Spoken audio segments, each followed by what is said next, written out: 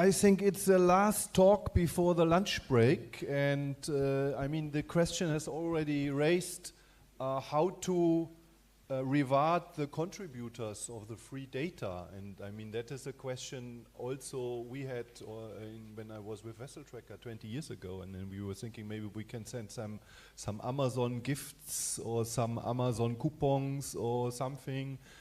We sent out free artwork that then finally disappeared or was put on the eBay, so nobody really had a good solution for this, and there are now a few projects, and the next one is probably the most advanced.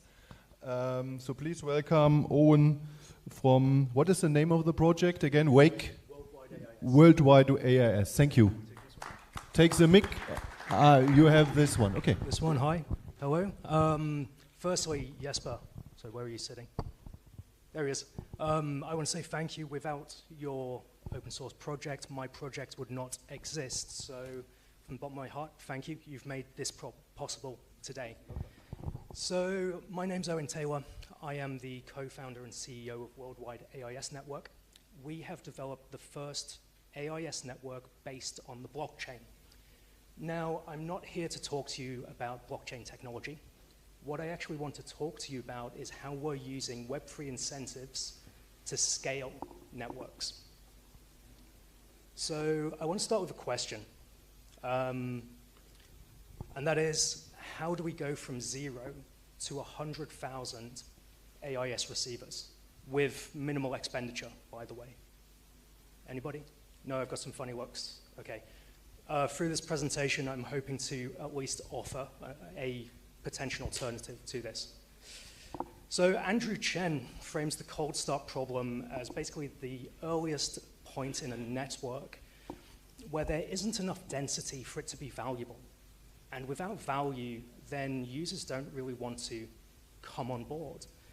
In AIS, the unit of value is coverage, as we've talked about today already. And if receivers are sparse, if the data is fragmented, well, there's not that much commercial value. This destroys product market fit before engineering can ever resolve it. So today I want to talk about 3 points, and that is the limitations of current networks, how incentive structures can change participation behaviors, and then how MastChain, the blockchain we have developed, activates scalable networking effects. So today, the largest terrestrial AIS network is, around 6,700, 6,800 stations. Participation is driven quite heavily by volunteers. Now, these volunteers are predominantly male, they're technically minded, and they most likely have a passion for ships, maritime, or radio. Can anybody see an issue with this? So when your contributor base is limited to a small niche demographic that is motivated entirely by passion for what their surroundings are and what they're seeing, the network will eventually reach a participation ceiling that gets really difficult to push through. So in the cold start problem, every network starts at the cold start. You then gain a couple of active, enthusiastic users, and that's when the growth starts. It's called the atomic network for a reason. It's like an atomic reaction. One person tells another person, and it starts to spiral. But eventually the system will hit a ceiling. With no new incentives or wider participation, growth usually will stall, it'll stagnate and potentially degrade when stations are going offline, right? Now the dashed arrow, this is something that every network should aim for, and this is something that Andrew Chen terms the escape velocity. And this is what happens when you break through the ceiling with new incentives or finding a new area of contributors to break into. So for an AIS network to reach this escape velocity, participation needs to expand into an entirely new contributor group. MastChain, our blockchain, functions as a bridge that makes this possible. By using Web3 incentives, we are aiming to activate a whole new group of contributors, and these are Web3, crypto-native, deep-in operators. A lot of buzzwords. Sorry about that. I will go in to explain them in a second. So this opens access, now I've calculated it, I'm estimating around 190,000 potential operators. That's a 28x increase in contributor base today. What is Web3? We're talking buzzwords, okay, what is Web3? So Web3 is very much the third phase of the internet, where Web 1 was all about read only, so a static web page. Web 2 was very much read and write. So for example, Facebook. You write a post, I comment on your post, somebody else comments, we have a network going there. Web 3 is the next iteration, which is read, write, and then own. An example of this is X, formerly known as Twitter. So someone can write a post about my presentation, how much it sucks or whatever. Somebody else can comment on it. X gives you the option of participating in ad revenue share. So the engagement that you create, and on X, attention is value. The engagement you create drives value to the platform and they share back with you. So users participate and earn from the value that they create. In Web3 networks, anyone should be able to join. It should be permissionless. Their contributions are generally verified on blockchain, and rewards are then distributed. So that's one of the reasons we use blockchain to also use smart contracts and then distribute rewards that way. Now, what is DeepIn? So DeepIn stands for decentralized physical infrastructure. Traditional networks very much scale from top down. You know, one company will go out, deploy a load of CapEx, and they will expand a network as fast, or as quickly, should I say, as the balance sheet will allow them to. DeepIn reverses this. So infrastructure is deployed bottom up. These are by individuals who buy the hardware, they install it and maintain it themselves, but they're not doing this out of passion. They do this to create an economic return. So they deploy the infrastructure looking for an ROI on their hardware.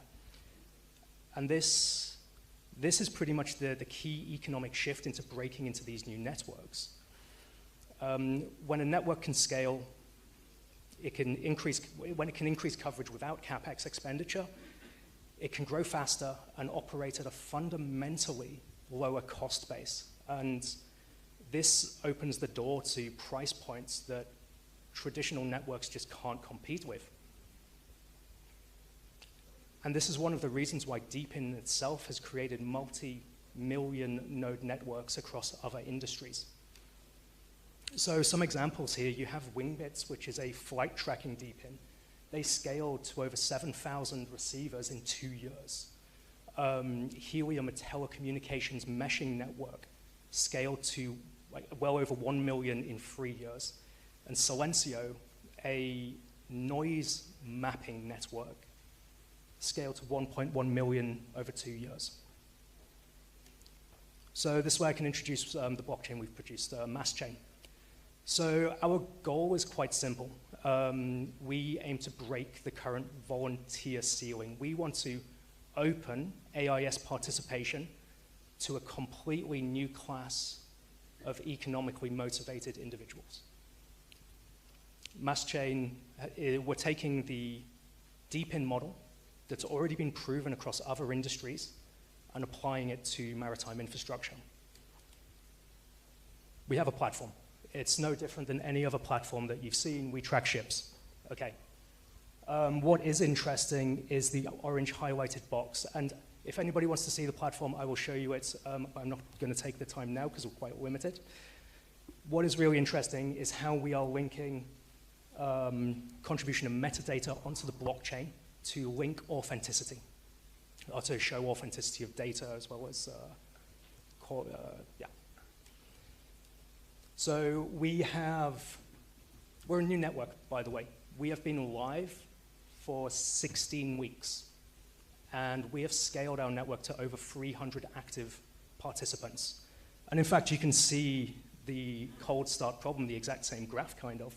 We started off with nothing, just to the point where the network could fall down if we did not have any contributors coming in, to actually scale into something that is slightly useful.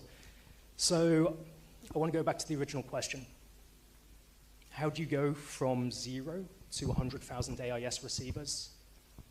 I think it can be done with decentralized infrastructure. So I'm Owen Taylor. Thank you for your attention. And if you have any questions. Thank you, Owen. Questions? It's a long way to go. That's why I stop here first. Thank you, Carsten. I'm your pit stop area here. Chris from Up the River. How much do you get if you participate in the platform? What's in it for these crypto buddies? Excellent question. So we use some